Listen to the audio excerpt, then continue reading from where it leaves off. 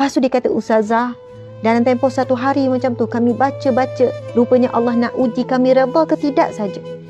Tiba-tiba kami dapat panggilan daripada doktor mengatakan anak itu sedar, dan ustazah, cucu saya kembali pulih sepenuhnya. Doktor kata miracle, doktor kata terkejut, macam mana anak ni yang doktor kata dah tak ada harapan, dah 50-50, doktor kata 50-50, harapan tak ada tinggi.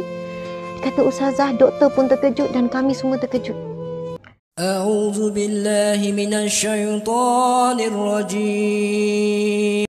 Subhanallah, saya sangat-sangat jatuh cinta dengan ayat ni. Semua ayat Quran kita jatuh cinta. Tapi tuan-puan sekalian, sungguh ayat ni sangat luar biasa. Kita tengok ada seorang sahabat kita cerita, dia ada masalah rumah tangga yang kronik sebenarnya. Dan dia kata asbab beramal dengan surah Ghafir ayat 44, kami kembali bersatu dengan tiba-tiba. Masya Allah. Tuan-puan sekalian, hari tu kan saya ada jumpa ada seorang hamba Allah yang buta matanya. Buta matanya, tapi dia seorang hafiz Al-Quran. Seorang hafiz Quran, mata buta, tak pernah melihat dunia, tapi hafaz Quran 30 juzuk. Seorang guru, seorang alim. Masa tu saya pergi satu pondok. Kemudian dia tahu saya hadir. Dia pun tanya, Ustazah Asma. Dia kenal saya. Dia kata saya dengar ceramah Ustazah. Saya selalu dengar ceramah Ustazah. Saya pun rasa malu. Saya kata, ya Allah Ustaz orang alim, Ustaz mengajar di pondok ni. Kemudian Ustaz pula hafaz Quran dan Ustaz tak pernah melakukan maksiat mata, Ustaz orang alim. Lepas tu dia kata, Ustazah, saya nak tanya satu soalan kat Ustazah.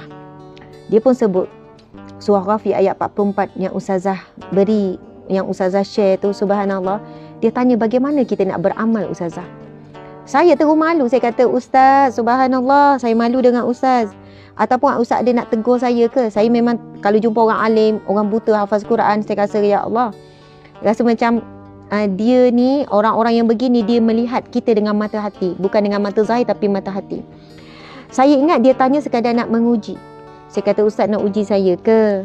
Umur dia dah 50 lebih kurang. Ustaz nak uji saya ke ataupun Ustaz nak tegur saya? Ada silap ke yang saya sampaikan?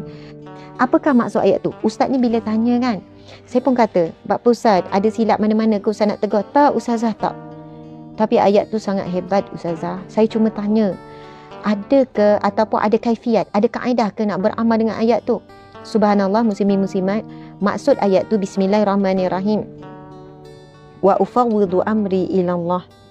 Dan aku menyerahkan urusanku kepada Allah. Wa ufawwidu amri ilallah. Dan aku menyerahkan urusanku kepada Allah. Dan ufawwidu membawa maksud menyerahkan bulat-bulat. Dia ada banyak maksud, ada banyak perkataan yang bermaksud penyerahan diri. Tapi bila sebut wa ufawwidu, dan aku menyerahkan bulat-bulat urusanku, wa ufawwidu amri urusanku, dan aku menyerahkan bulat-bulat urusanku ilallah, kepada Allah. Innallaha basirun bil ibad. Sesungguhnya Allah basir, maha melihat, bil ibad, keadaan hamba-hamba. Wa ufawwidu amri ilallah, dan aku menyerahkan urusanku bulat-bulat kepada Allah. Innallaha basirun bil ibad. Sesungguhnya dialah yang maha melihat keadaan hamba-hambanya. Subhanallah. Ustazah, saya tengah uzur, tengah haid, boleh baca tak? Boleh, niat doa, niat zikir. Tengah haid, tengah ada masalah. Ayat ini untuk semua. Tengah ada masalah, tengah sakit, tengah buntu, tengah cari jawapan. Wa ufawwidu amri ilallah. Aku menyerahkan bulat-bulat urusanku, masalahku, kesedihanku, kebimbanganku, kesempitan hidupku, apa saja, ilallah, kepada Allah. Innallaha basirun bil ibad. Sesungguhnya engkaulah maha melihat keadaan hamba-hambamu.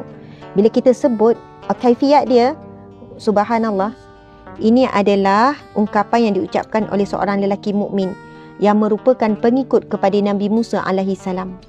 Masya Allah, meskipun ucapan sebegini dan juga ucapan Nabi Yunus alaihi salam sebelumnya tidak disertakan dengan unsur talabah, permintaan, namun ia boleh dibaca sebagai doa. Kerana ini adalah sebenarnya jawatan Mufti Wilayah Persekutuan. Anda boleh rujuk Mufti Wilayah Persekutuan yang membahaskan tentang ayat ni. Setelah saya share dan menjadi viral ayat wa ufawwidu amri ilallah innallaha basirun bil ibad, kemudian tuan-puan sekalian, masya-Allah, banyak pihak yang kecam juga. Dia kata ini bukan doa, Ustazah ajar satu ayat yang bukan doa. Subhanallah, kemudian dijenihkan oleh Jabatan Mufti Wilayah Persekutuan yang membahaskan tentang beberapa jenis doa daripada ayat Quran. termasuk doa Nabi Yunus alaihi salam, la ilaha illa anta subhanaka inni kuntu minaz zalimin. Sebab tak ada pun Rabbana ke Allahumma ke, dia macam tak ada ayat dalam bentuk tuntutan menuntut daripada Allah. Tetapi ia tetap dikira sebagai doa kerana kandungan isi maksud. Subhanallah. Sama juga dengan doa Nabi Yunus tu. Ia tak ada pun Rabbana Allahumma depan, tak ada. Tapi la ilaha illa anta subhanaka inni kuntu minaz zalimin juga termasuk dalam doa.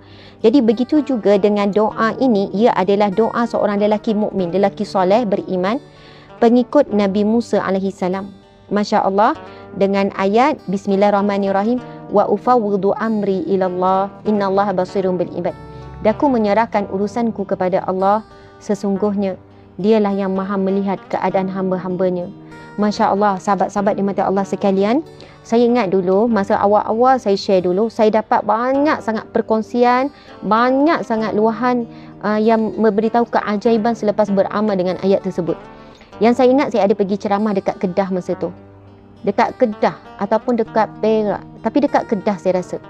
Ada seorang wanita yang dah nenek, umur dah 60 lebih. Dia kata, Ustazah, hari itu cucu jatuh macam mana cucu.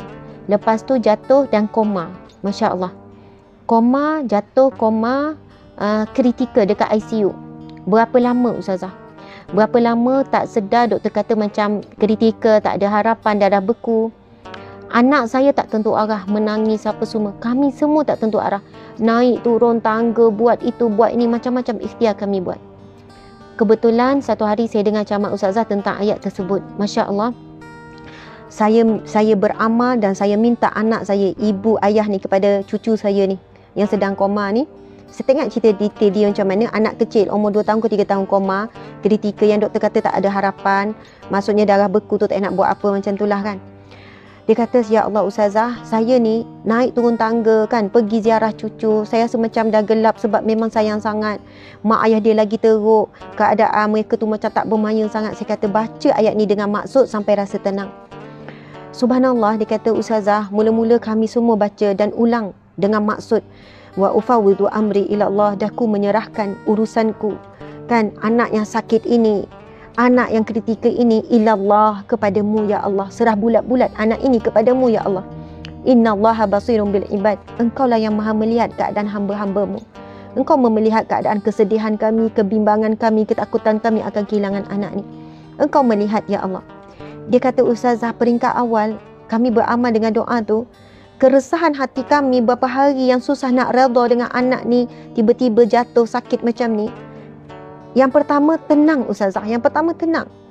Anak saya yang perempuan yang tak boleh makan berapa hari sebab anak dia tiba-tiba kritikal, anak sehat comel tiba-tiba sakit kritikal, yang kemurungan, tak nak makan, tak nak apa, tenang. Sebab apa? Ayat tu dia meresap dengan sangat luar biasa. Kenapa Allah rakam ayat ni di dalam Al-Quran? Memang ia bukan doa seorang Nabi, tapi doa seorang mukmin lelaki soleh, pengikut Nabi Musa AS. Tapi dirakam di dalam Al-Quran menjadi wahyu Allah, menjadi firman Allah. Subhanallah. Sahabat-sahabat di mati Allah sekalian, dia kata, Ustazah, pertama, kami boleh tenang, kami boleh kuat. Dan masa tu, saya sebagai mula-mula rasa macam duduk cakap kat doktor, tolong selamatkan cucu saya, doktor, buatlah yang terbaik, doktor. Saya buat solat hajat satu. Fokus satu je supaya anak ni, cucu ni sembuh. Tapi bila saya sebut wa ufawwidu amri ila Allah, aku menyerahkan urusanku ni kepadamu ya Allah, bulat-bulat. Masa tu saya lapang Ustazah, saya kata kalau Allah nak ambil cucuku ni, aku redha dah. Kalau Allah nak ambil lah. Soalannya begitu. Dan saya tak letak beban untuk selamatkan anak, untuk supaya anak ni selamat, dan tak ada nak salahkan siapa-siapa kecuali ibu dia ke apa. Dan masa tu anak saya pun sebut, Mak, saya redha Mak, kalau Allah nak ambil, saya dah serap bulat-bulat kepada Allah. Wa ufawwidu amri ila Allah, dan aku menyerahkan urusanku bulat-bulat kepadamu ya Allah. Aku serahkan anakku ni sepenuhnya kepadamu ya Allah. Innallaha basirun bil ibad. Sesungguhnya engkau lah maha melihat keadaan hamba-Mu. Lepas tu dia kata, Ustazah, dalam tempoh satu hari macam tu, kami baca-baca, rupanya Allah nak uji kami redha ke tidak saja.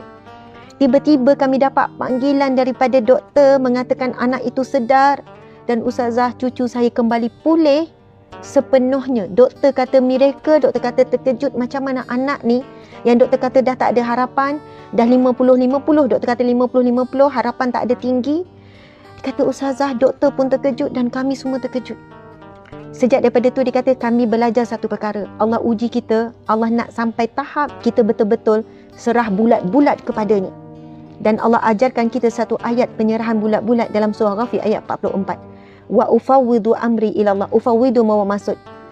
Dan aku menyerahkan bulat-bulat sepenuhnya amri, urusanku, urusan umum, sakit, kesusahan, susah ni, hutang banyak ni, sempit hidup ni, hilang kerja ni, serah bulat-bulat kesusahan, kesedihan, kesempitan kita ni ilallah, kepadamu ya Allah.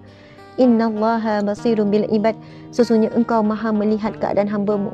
Engkau maha melihat keadaan aku yang sedang sedih, sedang susah ni, sedang lapar ni, sedang banyak masalah ni, baru hilang kerja ni. Masya Allah, Allahu Akbar. Saya masa dengar cerita tu, saya menangis dan ibu ni kata, ustazah, terima kasih, subhanallah. Memang kami syukur saya syukur dapat cucu balik, Allah pulangkan kembali. Tapi kesyukuran saya lebih nikmat adalah saya memahami ayat dan saya pernah melalui satu proses penyerahan bulat-bulat kepada Allah. Itu sangat nikmat.